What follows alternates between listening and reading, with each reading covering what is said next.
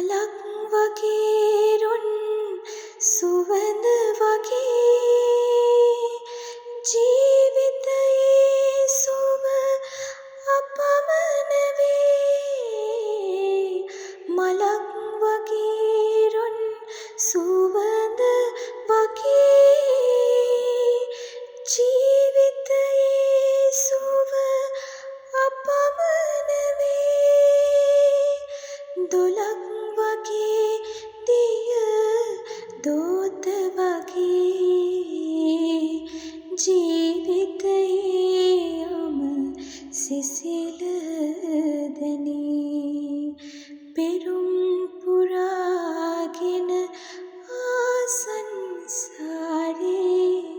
පැතුමද සුණු විසුණුව වැටුනේ.